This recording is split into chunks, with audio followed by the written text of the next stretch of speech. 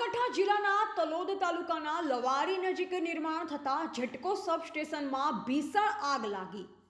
તલોદ તાલુકાના લવારી ગામના સીમમાં વીજતંત્ર દ્વારા નિર્માણ થતા ઝટકોના સબસ્ટેશનમાં ભીષણ આગ ભભૂકી ઉઠતા ઘટના સ્થળે લોકોના ટોળેટોળા ઉમટી પડ્યા।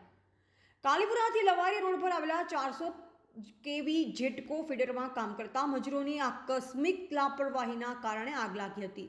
આગ લાગ્યાની જાણ થતાં સ્થાનિકો સહિત પ્રજ્ઞેશભાઈ પટેલ ઘટના સ્થળે દોડી આવી બનાવ અંગે પ્રાંતિજ નગરપાલિકાના ફાયર ફાઇટરને જાણ કરતા ઘટના સ્થળે આવી પહોંચી સતત 3 કલાક પાણીનો મારો ચલાવી ભારે જહેમત બાદ આગ ઉપર કાબુ મેળવવામાં સફળતા મળી હતી।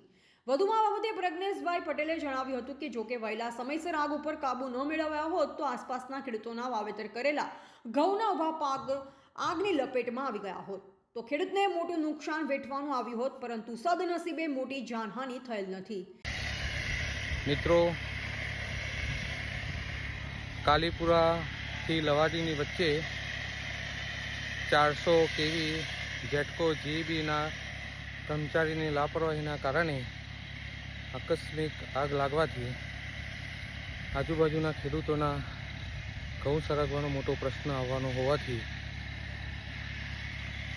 ઇમરજન્સીમાં પ્રાંતિજ નગરપાલિકાની સેવા લઈ અને આગને કાબૂમાં કરી અને આગ બુઝાવી હતી।